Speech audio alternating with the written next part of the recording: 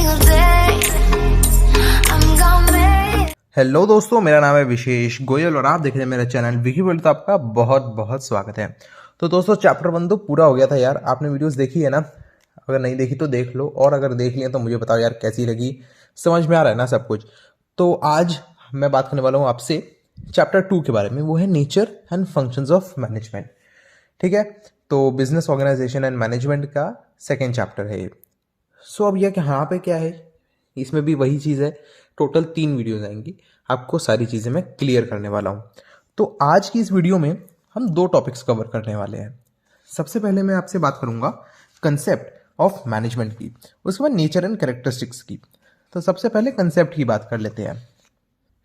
अब ये जो मैनेजमेंट है ना, इसको अलग अलग ऑथर्स अलग अलग तरीके से डिफाइन करते हैं। जो ट्रेडिशनल ऑथर्स हैं पुराने, उन्होंने इसे ऐसे कहा है कि एक ऐसी आर्ट है कि जिससे हम लोगों से काम करवा सकें। यहाँ पे जो मॉडर्न ऑथर्स हैं, उन्होंने ऐसा कहा है कि ये एक ऐसा प्रोसेस है जिससे हम कुछ ऑब्जेक्टिव्स को एकम्प्लिश कर सकते हैं।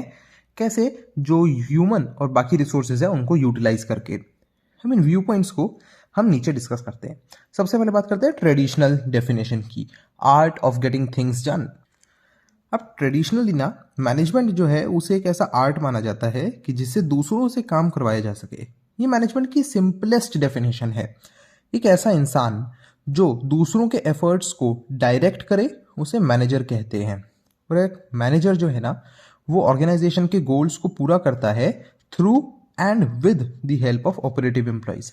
जो ऑपरेटिव एम्प्लॉयज होते हैं, जो काम करते हैं, उनकी मदद से। यहाँ पे मैं आपको 2-3 डेफिनेशंस दिखा रहा हूँ।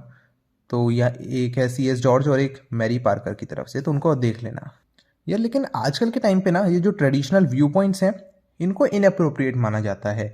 क्यों? क्योंकि जो वर्कर्स हैं वो एजुकेटेड हैं और उनकी एस्पिरेशंस के लेवल हायर हो चुके हैं। अब इसको हम 5 बेसिस पे क्रिटिसाइज करने वाले हैं। सबसे पहला, इस डेफिनेशन में कुछ ढंग से बताया नहीं है यार कि मैनेजर को क्या क्या फंक्शंस करने हैं ताकि वो दूसरों से रिजल्ट्स पा सके। दूसरा पॉइंट ये है कि यहाँ पे मैनेजमेंट की जो प्रैक्टिस है ना, उसे एक मैनिपुलेटिव कैरेक्टर दिखता है। ऐसा इंप्रेशन पड़ता है कि वो मैनिपुलेट करने वाले हैं। और तीसरा पॉइंट ये है कि जो एम्प्लॉयज़ हैं उनको बस ऐसा माना जाता है कि यार रिजल्ट्स हमें जो अचीव करने हैं उसके लिए ये जरिया है, बस इनसे ना मतलब कहते हैं कि कुछ भी तरीके से बस इनसे काम करवाना है, ऐसा लगता है। ऐसा लगता है। जो फोर्थ पॉइंट कह रहा है कि हम जो और वर्कर्स हैं उनको ऑर्गेनाइजेशन में मशीन्स की तरह काम करवा रहे हैं उनसे। और फिफ्थ पॉइंट कहता है कि ये वर्कर्स की जो नीड्स हैं उनको इग्नोर करता है, कि उनको ह्यूमन ट्रीटमेंट। तो आजकल के जो वर्कर्स होते हैं ना, वो सिर्फ वेजेस और इकोनॉमिक रिवॉर्ड से सेटिस्फाई नहीं होते हैं। उनकी जो है ना, उस सेटिस्फैक्शंस के लिए उनको सोशल और जो साइकोलॉजिकल नीड्स होती हैं उनकी ज़रूरत होती है।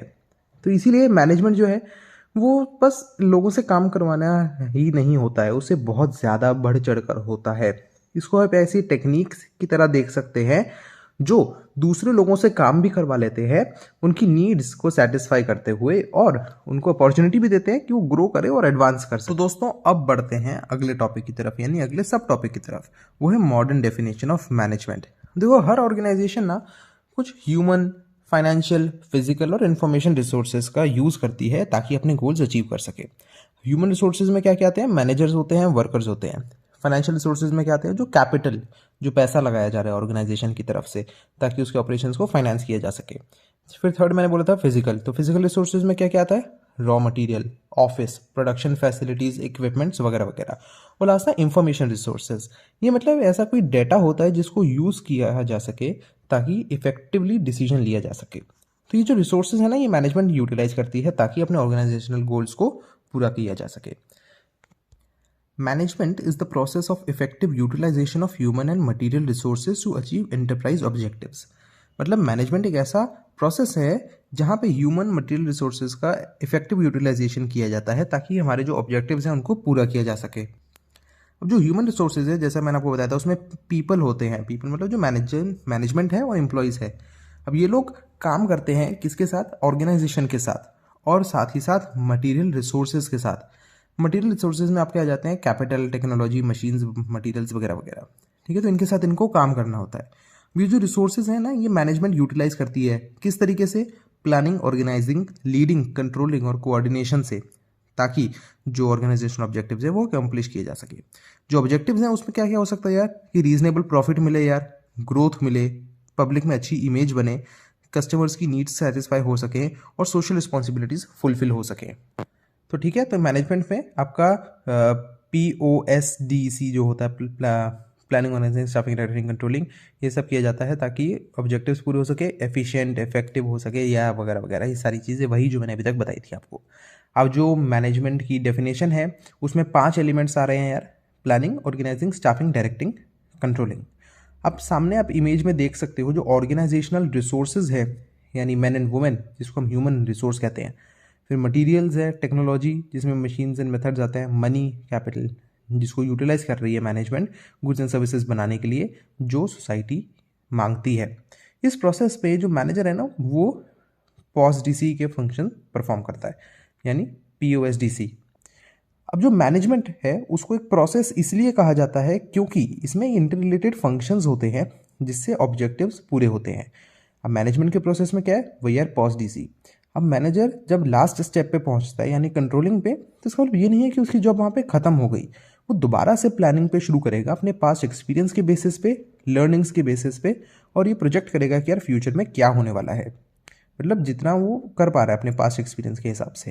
अब कोई ये नहीं कह सकता यार कि मैनेजर की जॉब जो है ख़त्म हो जाएगी, भैया वहाँ पे उसने कंट्रोल किया उसका काम ख़त्म।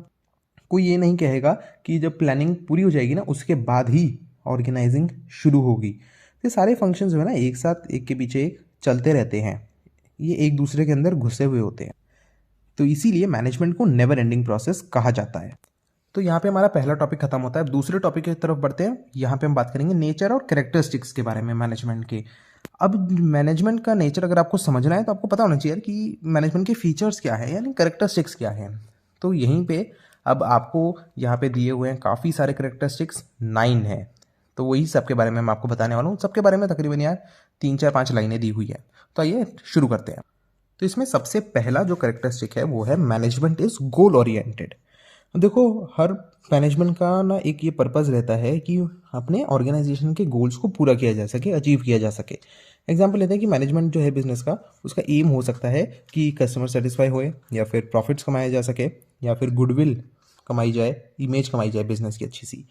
अगर आपने कोई प्री डिटरमाइंड गोल्स ही नहीं है, आपके कोई ऑब्जेक्टिव्स ही नहीं है, आपने कुछ रखा ही नहीं है, तो भैया फिर मैनेजमेंट की कोई ज़रूरत ही नहीं है। क्या मैनेज करोगे आप जब आपने कुछ डिसाइड ही नहीं कर रखा है ना। अब एक मैनेजमेंट की सक्सेस कैसे जज करी जाती है, वो इस हिसाब से कि ऑर्गेनाइजेशन के जो गोल्स थे वो कितने अचीव हुए, जितना सोचा था उतने अचीव हुए, उससे ज़्यादा हुए, या फिर उतने भी नहीं हो पाए, इसके बेसिस पे जज किया जाता है। मैनेजमेंट का बेसिक पर्पस ये है कि ऑर्गेनाइजेशन की जो है अच्छे से मैक्सिमम उनको गोल्स पूरे करने हैं, एफिशिएंसी मैक्सिमम लानी है। अब जो दूसरा पॉइंट आता है यहाँ पे, management is a part of group effort. इसमें एक आ गया है कि मैनेजमेंट जो है ना हर ग्रुप एक्टिविटी का एक इंटीग्रल पार्ट है। ये ज़रूरी है, ऑर्गेनाइज तरीके से आपको एक्टिविटी करनी है तो आपको ये काम करना पड़ेगा, मैनेजमेंट करनी पड़ेगी। इसमें क्या होता है कि जो ग्रुप एफर्ट्स हैं उनको यूज़ किया जाता है ताकि कॉमन गोल्स या ऑब्जेक्टिव्स को पूरा किया जा सके। ठीक है, अब ये जो है ना बिना ग्रुप के एग्जिस्ट नहीं कर सकता, मतलब इसे मैनेज करना है अगर आपको ग्रुप को, तो फिर आपकी मैनेजमेंट की ज़रूरत पड़ती है। ठीक है, तीसरा पॉइंट यहाँ पे फिर आता है, management accomplishes results through cooperation of others. देखो यार जाहिर सी एक बात है कि जो मैनेजर है वो सारा काम खुद तो नहीं कर सकता, उसके पास ज़रूरी एबिलिटीज़ होनी चाहिए, स्किल्स होने चाहिए, ताकि वो दूसरों के एफर्ट्स को अकॉम्प्लिश कर सके, उनका जो काम है उनकी मदद से पूरा कर सके। अब उसको जो है अपने सबॉर्डिनेट्स को मोटिवेट करना चाहिए ताकि उनको जो काम दिया गया है वो उसे पूरा करें। अब मोटिवेशन के थ्रू ही मैनेजर अपने सबॉर्डिनेट्स के बिहेवियर को इन्फ्लुएंस कर सकता है। फोर्थ पॉइंट कहता है management is an integrating force. अब यह मैनेजमेंट की जो एसेंस है ना वो कोऑर्डिनेशन में है, मतलब कि बेसिकली यही है कि जो ह्यूमन और अदर रिसोर्सेज हैं उनको इंटीग्रेट करना। ठीक है, अब ये जो है फिजिकल और फाइनेंशियल रिसोर्सेज को एक साथ लाता है, जो ह्यूमन रिसोर्सेज है ना उनको लीड करता है ताकि जो एफिशिएंटली यूटिलाइज कर सके नॉन ह्यूमन रिसोर्सेज को। अब ये जो रिसोर्सेज हैं ये प्रॉपरली ऑर्गेनाइज किए जाएंगे, इनको अलग अलग यूनिट्स में, वर्क यूनिट्स में डिवाइड किया जाएगा ताकि ज़्यादा अच्छे से कोऑर्डिनेशन अचीव करी जा सके। तो मैनेजमेंट जो है, जैसे मैंने आपको पहले भी बताया था, वो एक कैटालिटिक एजेंट की तरह एक्ट करते हैं ताकि मैक्सिमम प्रोडक्टिविटी अचीव करी जा सके। फिफ्थ पॉइंट है management is an intangible force. हम मैनेजमेंट को ना अनसीन फोर्स कहा जाता है। इसकी प्रेजेंस जो है उसके रिजल्ट से पता चलती है, उसने जो मेहनत करी है लोगों ने उसके रिजल्ट से पता चलता है, जैसे ऑर्डरलीनेस या informed employees, buoyant spirit, higher output, मतलब सारा काम अच्छे से हो रहा है, ज़्यादा आउटपुट मिल रहा है, तो भी पता चलता है कि यार मैनेजमेंट ने अच्छे से काम किया है। ठीक है, तो एग्जिस्टेंस ऑफ मैनेजमेंट जो है ना वो कैसे पता चलती है, जब उसके एफर्ट्स को हम देखते हैं। अब लोग ना कई बार इफेक्टिवनेस पे या फिर इनफेक्टिवनेस पे कमेंट करते हैं मैनेजर्स की, लेकिन वो एंड रिजल्ट जो है उसको ढंग से देखते नहीं हैं।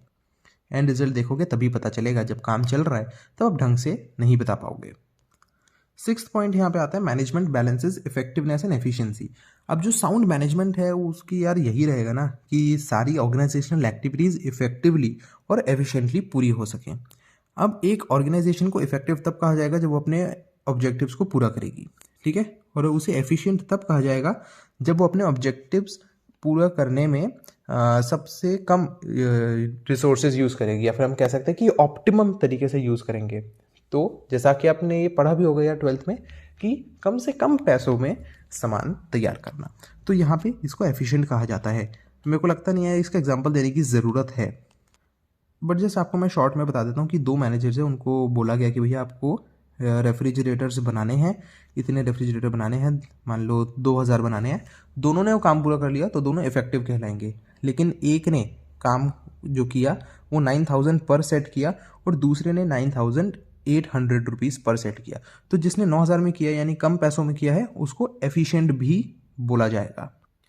अब यहाँ पे 7th पॉइंट आता है management is an eclectic discipline. Eclectic को आप वाइड रेंज की तरह समझ सकते हो, ठीक है, तो बेसिकली इसका ये मतलब है वाइड रेंजिंग। अब जो मैनेजमेंट है वो नॉलेज की एक डिस्टिंक्ट ब्रांच है जिसमें कंसेप्ट्स, थ्योरीज, प्रिंसिपल्स, प्रैक्टिसेस होते हैं ताकि जो ऑर्गेनाइजेशन है उनको इफेक्टिवली और एफिशिएंटली मैनेज किया जा सके। अब ये ना यूनिवर्सिटीज़, मैनेजमेंट इंस्टीट्यूट्स में एक फील्ड ऑफ स्टडी की तरह पढ़ाया जाता है। तो ये मैनेजमेंट जो है एक इक्लेक्टिक डिसिप्लिन है जिसमें वाइड रेंज होती है नॉलेज की, जिसमें काफ़ी डिसिप्लिन से आते हैं यहाँ पे, जैसे साइकोलॉजी है, anthropology, sociology, economics, industrial engineering वगैरह वगैरह। सो इसीलिए मैनेजमेंट को मल्टी डिसिप्लिनरी डिसिप्लिन भी कहा जाता है। तो दोस्तों 8th पॉइंट बताने से पहले मैं आपसे पूछना चाहूँगा कि मैनेजमेंट आर्ट है या साइंस है।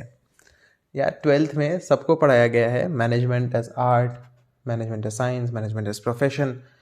तो भैया आप बताओ साइंस है या आर्ट है? तो यही है 8th point, management is science as well as an art.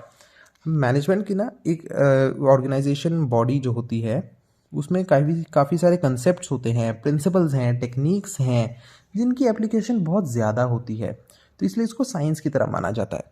और इन कंसेप्ट्स को अप्लाई करने का, चाहे वो कंसेप्ट्स हो, चाहे प्रिंसिपल्स हो, टेक्निक्स हो, इनको अप्लाई करने के लिए स्पेशलाइज्ड नॉलेज की ज़रूरत होती है और स्किल्स की ज़रूरत होती है मैनेजर को। अब क्योंकि ये जो स्किल्स हैं जो मैनेजर एक्वायर करेगा वो उसके पर्सनल पोजेशन है, मतलब खुद ही अपना अपने स्किल्स लगाता है, सबके अलग अलग स्किल्स होते हैं जिसको वो लगाता है अप्लाई करने के लिए, तो इसलिए मैनेजमेंट को एक आर्ट की तरह देखा जाता है। अब ये स्किल्स कैसे लर्न करता है? वो ट्रेनिंग और एक्सपीरियंस से। अब लास्ट पॉइंट यहाँ पे आता है मैनेजमेंट इज़ परवेजिव और यूनिवर्सल। हम मैनेजमेंट जो है एक हर ऑर्गेनाइज एक्टिविटी के इफेक्टिव परफॉर्मेंस के लिए एसेंशियल है, तो इसलिए ये यूनिवर्सल है नेचर में, ये सब लोग करते हैं। अभी जो प्रिंसिपल्स हैं और जो टेक्निक्स हैं मैनेजमेंट की, उनकी यूनिवर्सल एप्लीकेशन है, तो मतलब हर जगह इसी तरह इनको अप्लाई किया जाता है। ये हर टाइप की ऑर्गेनाइजेशन में अप्लाई करी जा सकती हैं, चाहे वो बिजनेस हो, सोशल हो, एजुकेशनल हो, रिलीजियस हो। अब लेकिन जो प्रिंसिपल्स हैं, जो टेक्निक्स हैं, वो ब्लाइंडली अप्लाई नहीं करी जानी चाहिए, क्योंकि वो रिजिड लॉज नहीं है यार, लॉ है सबको फॉलो करना है ऐसा नहीं है, ठीक है। तो उनको मॉडिफाई किया जाएगा गिवन सिचुएशन के टाइप से, या फिर जो ऑर्गेनाइजेशन है उसके हिसाब से उनको थोड़ा मॉडिफाई करके अप्लाई करना होता है, तो इसीलिए ये परवेजिव और यूनिवर्सल है। तो दोस्तों यहाँ पे ये हमारे 9 पॉइंट्स पूरे हो गए और हमने इस टॉपिक को कवर कर लिया है। उम्मीद है दोस्तों आपको ये सारी चीज़ें समझ आई होंगी। अगली वीडियो में मैं आपसे फंक्शंस के बारे में बात करूँगा, हाँ वही POSDC, planning, organising, staffing, directing, controlling, और इसके बाद कोऑर्डिनेशन, फिर चैप्टर पूरा हो जाएगा, ठीक है। तो उम्मीद है आपको सब कुछ समझ आया होगा। वीडियो पसंद आई है लाइक कर देना, दोस्तों के साथ शेयर कर दो, बहुत ज़रूरी चीज़ है। चैनल को